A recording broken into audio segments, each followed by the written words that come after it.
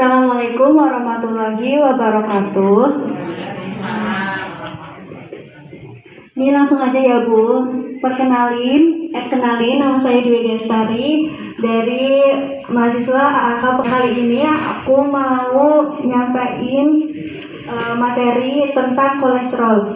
Jadi ibu-ibu sama bapak-bapak udah nggak asing lagi kan kata-kata kolesterol itu gimana? Tahu kan pasti. Jadi kolesterol itu adalah suatu materi halus menyerupai lemak yang ditemukan dalam aliran darah dan semua sel tubuh. Jadi kolesterol itu ada di dalam tubuh dan sel-sel tubuh. Ibu-ibu sama bapak-bapak tahu nggak fungsi dari kolesterol itu apa sebenarnya? Nggak tahu. Cerahkan. Jadi fungsi dari kolesterol itu adalah kolesterol itu dalam tubuh kita supaya tetap sehat kan digunakan untuk memproduksi selaput sel dan beberapa jenis hormon di dalam tubuh. Jadi fungsi kolesterol itu untuk membentuk sel di dalam tubuh. Nah, kolesterol itu ada yang disebut HDL, LDL dan trigliserida. Tahu kan HDL, LDL sama trigliserida, Bu? Tidak tahu. Kolesterol jahat dan tidak ada ya. Iya.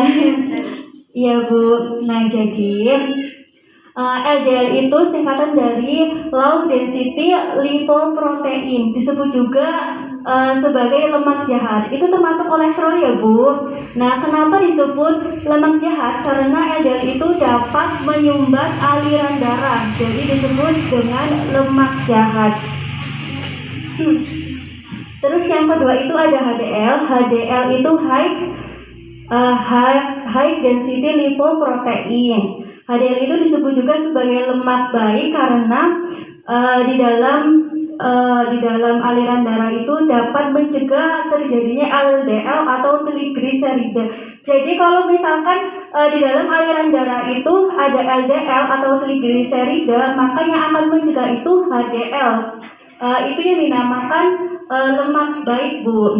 Gitu. Terus nilai normal dari LDL itu kurang dari 100 mg per desiliter. Jika lebih dari 190 mg itu sangat tinggi. HDL itu lebih dari 40 mg per desiliter. Total kolesterol itu kurang dari 200 mg per desiliter. Kalau misalkan melebihi 240 itu berarti kolesterol udah melebihi batas minimum ya. Terus trigliserida itu ada lebih dari 150 mg per desiliter.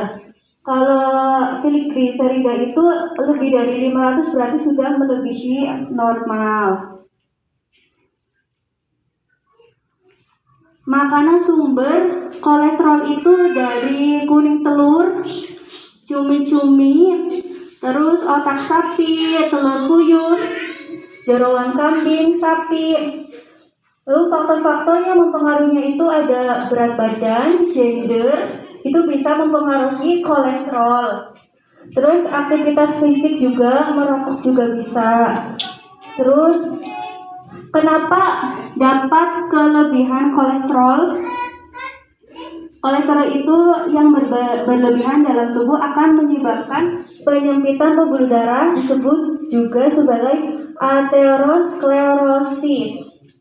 Jadi cara untuk mengontrol terjadinya kolesterol dan trigliserida itu dengan cara perbanyak konsumsi buah-buahan dan sayur.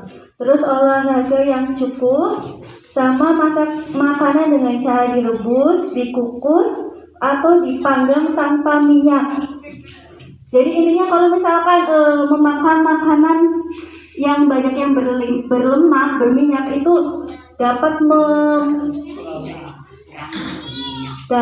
memperbanyak kolesterol.